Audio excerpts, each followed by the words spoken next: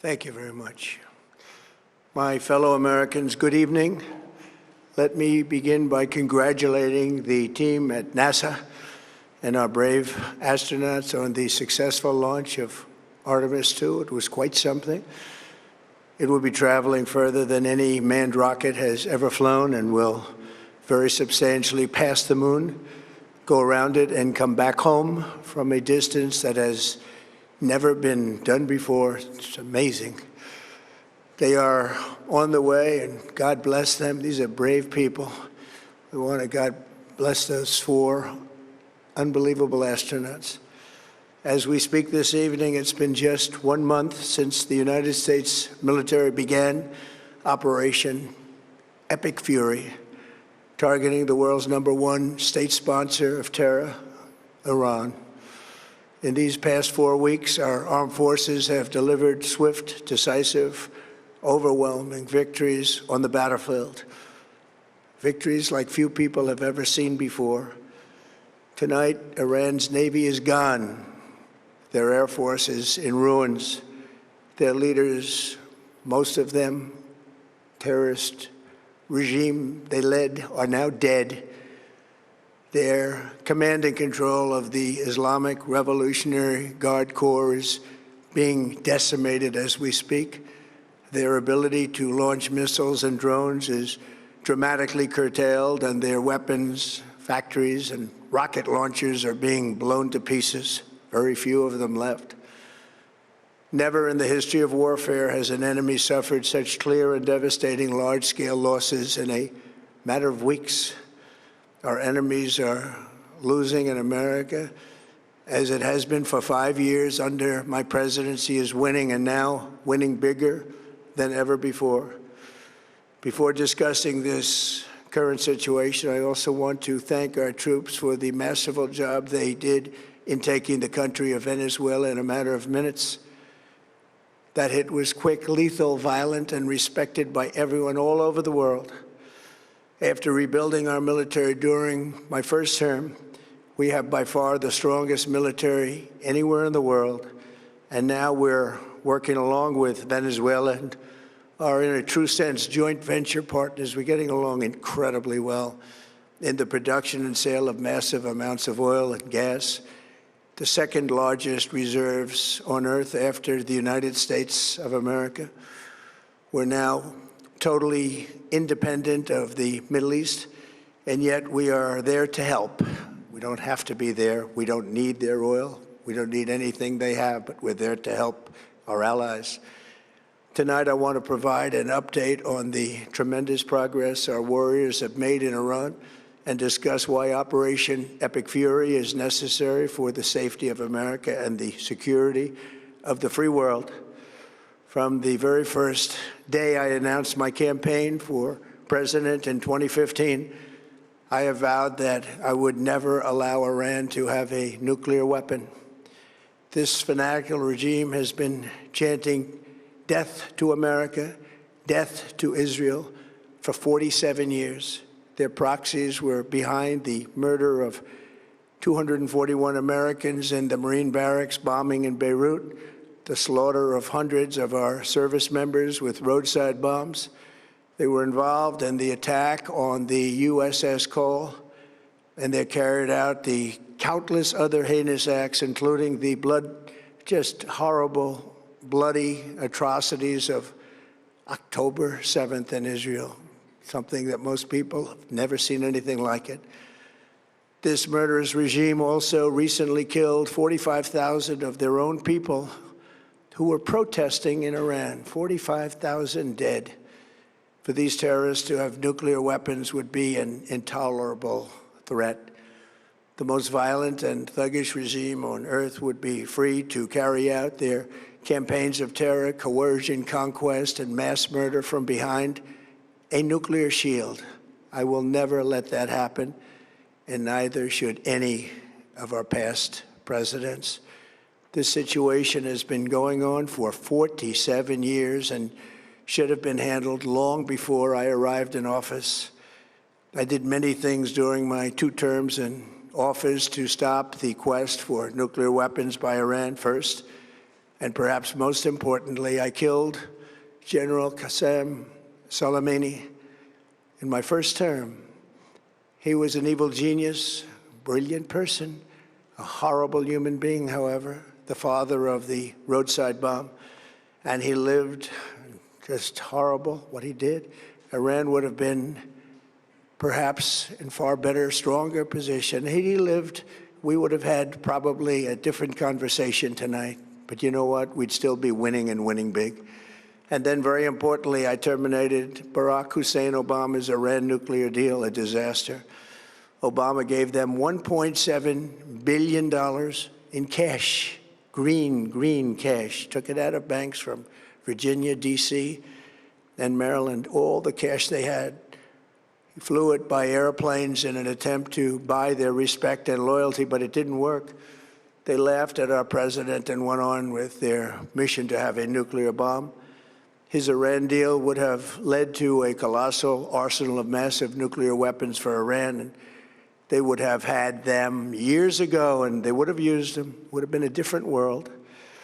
There would have been no Middle East and no Israel right now, in my opinion, the opinion of a lot of great experts, had I not terminated that terrible deal. And I was so honored to do it. I was so proud to do it. It was so bad right from the beginning. Essentially, I did what no other president was willing to do. They made mistakes, and I am correcting them. My first preference was always the path of diplomacy, yet the regime continued their relentless quest for nuclear weapons and rejected every attempt at an agreement. For this reason, in June, I ordered a strike on Iran's key nuclear facilities, an Operation Midnight Hammer. Nobody's ever seen anything like it. Those beautiful B-2 bombers performed magnificently. We totally obliterated those nuclear sites. The regime then sought to rebuild their nuclear program at a totally different location, making clear they had no intention of abandoning their pursuit of nuclear weapons. They were also rapidly building a vast stockpile of conventional ballistic missiles and would soon have had missiles that could reach the American homeland, Europe, and virtually any other place on Earth. Iran's strategy was so obvious. They wanted to produce as many missiles as possible, and they did, with the longest range possible. And they had some weapons that nobody believed they had. We just learned that out. We took them out. We took them all out so that no one would really dare stop them. And their race for a nuclear bomb, a nuclear weapon like nobody's ever seen before. They were right at the doorstep. For years, everyone has said that Iran cannot have nuclear weapons, but in the end, those are just words if you're not willing to take action when the time comes. As I stated in my announcement of Operation Epic Fury, our objectives are very simple and clear. We are systematically dismantling the regime's ability to threaten America or project power outside of their borders. That means eliminating Iran's Navy, which is now absolutely destroyed, hurting their Air Force and their missile program at levels never seen before, and annihilating their defense industrial base. We've done all of it. Their Navy is gone, their Air Force is gone, their missiles are just about used up or beaten. Taken together, these actions will cripple Iran military, crush their ability to support terrorist proxies, and deny them the ability to build a nuclear bomb. Our armed forces have been extraordinary. There's never been anything like it militarily. Everyone is talking about it, and tonight I'm pleased to say that these core strategic objectives are nearing completion. As we celebrate this progress, we think especially of the 13 American warriors who have laid down their lives in this fight to prevent our children from ever having to face a nuclear Iran. Twice this past month, I've traveled to Dover Air Force Base, and it's been something. I wanted to be with those heroes as they return to American soil, and I was with them and their families, their parents, their wives, their husbands. We salute them, and now we must honor them by completing the mission for which they gave their lives. And every single one of the people, their loved ones said, "Please, sir, please finish the job, every one of them. And we are going to finish the job, and we're going to finish it very fast. We're getting very close. I want to thank our allies in the Middle East, Israel, Saudi Arabia, Qatar, the UAE, Kuwait, and Bahrain. They've been great, and we will not let them get hurt or fail in any way, shape, or form. Many Americans have been concerned to see the recent rise in gasoline prices here at home. This short-term increase has been entirely the result of the Iranian regime launching deranged terror attacks against commercial oil tankers in neighboring countries that have nothing to do with the conflict. This is yet more proof that Iran can never be trusted with nuclear weapons. They will use them, and they will use them quickly. It would lead to decades of extortion, economic pain, and instability worse than we can ever imagine. The United States has never been better prepared economically to confront this threat. You all know that. We built the strongest economy in history. We're going through it right now, the strongest in history. In 1 year, we've taken a dead and crippled country. I hate to say that, but we were a dead and crippled country after the last administration and made it the hottest country anywhere in the world by far, with no inflation, record-setting investments coming into the United States, over $18 trillion, and the highest stock market ever, with 53 all-time record highs in just 1 year. It all positioned us to get rid of a cancer that has long simmered. It's known as the nuclear Iran, and they didn't know what was coming. They've never imagined it. Remember, because of our Drill Baby Drill program, America has plenty of gas. We have so much gas. Under my leadership, we are #1 producer of oil and gas on the planet, without even discussing the millions of barrels that we're getting from Venezuela.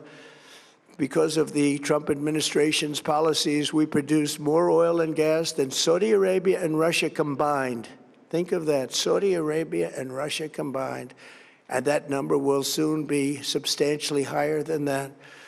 There's no country like us anywhere in the world, and we're in great shape for the future. The United States imports almost no oil through the Hormuz Strait and won't be taking any in the future. We don't need it. We haven't needed it, and we don't need it. We've beaten and completely decimated Iran. They are decimated, both militarily and economically and in every other way. And the countries of the world that do receive oil through the Hormuz Strait must take care of that passage. They must cherish it. They must grab it and cherish it. They can do it easily.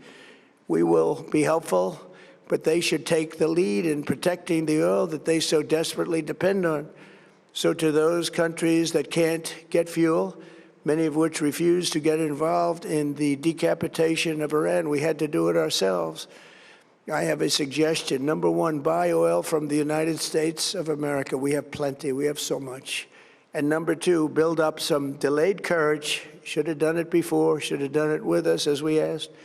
Go to the Strait and just take it, protect it, use it for yourselves. Iran has been essentially decimated. The hard part is done, so it should be easy. And in any event, when this conflict is over, the Strait will open up naturally. It'll just open up naturally. They're going to want to be able to sell oil because that's all they have to try and rebuild. It will resume the flowing, and the gas prices will rapidly come back down. Stock prices will rapidly go back up. They haven't come down very much, frankly. They came down a little bit, but they've had some very good days over the last couple of days. We've done actually much better than I thought, but we had to take that little journey to Iran to get rid of this horrible threat. With our historic tax cuts, where people are just now talking about receiving larger refunds than they ever thought possible, they are getting so much more money than they thought. That's from the great, big, beautiful bill. Our economy is strong and improving by the day, and it will soon be roaring back like never before. It will top the levels that it was a month ago. I've made clear from the beginning of Operation Epic Fury that we will continue until our objectives are fully achieved. Thanks to the progress we've made, I can say tonight that we are on track to complete all of America's military objectives shortly, very shortly. We're going to hit them extremely hard over the next 2 to 3 weeks. We're going to bring them back to the Stone Ages where they belong. In the meantime, discussions are ongoing. Regime change was not our goal. We never said regime change, but regime change has occurred because of all of their original leaders' death. They're all dead. The new group is less radical and much more reasonable. Yet if during this period of time no deal is made, we have our eyes on key targets. If there is no deal, we are going to hit each and every one of their electric generating plants very hard and probably simultaneously. We have not hit their oil, even though that's the easiest target of all, because it would not give them even a small chance of survival or rebuilding. But we could hit it, and it would be gone, and there's not a thing they could do about it. They have no anti-aircraft equipment. Their radar is 100% annihilated. We are unstoppable as a military force. The nuclear sites that we obliterated with the B-2 bombers have been hit so hard that it would take months to get near the nuclear dust, and we have it under intense satellite surveillance and control. If we see them make a move, even a move for it, we'll hit them with missiles very hard again. We have all the cards, they have none. It's very important that we keep this conflict in perspective. American involvement in World War I lasted 1 year, 7 months, and 5 days. World War II lasted for 3 years, 8 months, and 25 days. The Korean War lasted for 3 years, 1 month, and 2 days. The Vietnam War lasted for 19 years, 5 months, and 29 days. Iraq went on for 8 years, 8 months, and 28 days. We are in this military operation, so powerful, so brilliant, against one of the most powerful countries for 32 days. And the country has been eviscerated and essentially is really no longer a threat. They were the bully of the Middle East, but they're the bully no longer. This is a true investment in your children and your grandchildren's future.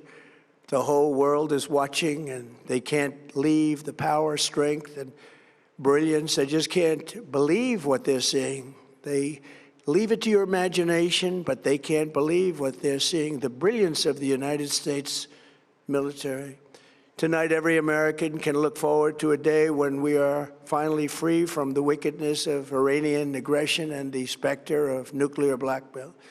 Because of the actions we have taken, we are on the cusp of ending Iran's sinister threat to America and the world. And I'll tell you, the world is watching. And when we do, when it's all over, the United States will be safer, stronger, more prosperous, and greater than it has ever been before.